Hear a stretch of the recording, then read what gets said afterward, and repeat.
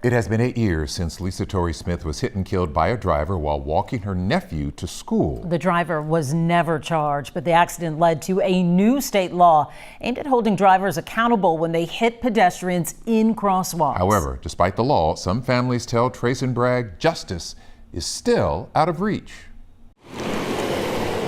October 19th, 2017 marks a tragedy Gina Torry and her family will never forget. My sister Lisa Torry Smith lost her life simply by walking her son to school. While inside this Fort Bend County crosswalk, an SUV drove directly into Lisa and her son. She sat on the street for 20 minutes, dying in front of my nephew, who was also run over here. Gina's nephew survived.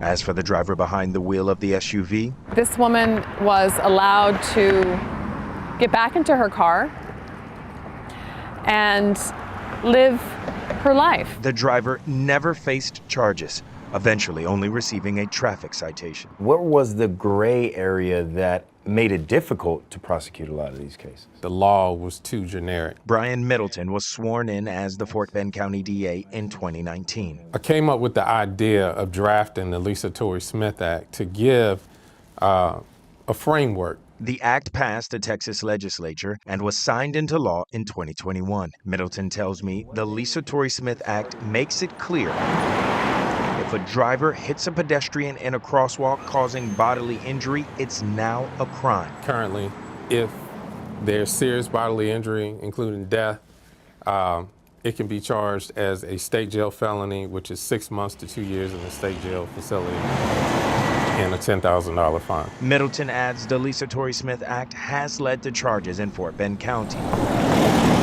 But in other parts of our area, some feel they are not receiving justice after losing a loved one in a crosswalk.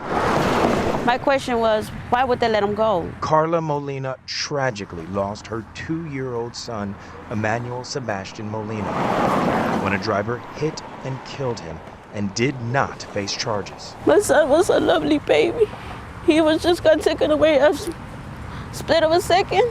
The crosswalk deaths they're the most difficult to investigate. Harris County DA Sean Teare has received criticism for not using the Lisa Torry Smith Act often when pursuing charges related to crosswalk deaths. When we're having to explain it to a jury, we want the law to have the word death in it if we're seeking a case on a fatality. Which is why he says his office chooses to use the previous statute pursuing criminally negligent homicide and manslaughter charges in such cases. We have real case law when we're arguing with judges and defense attorneys, and we have jury charges that have already been written that we can go forward on it.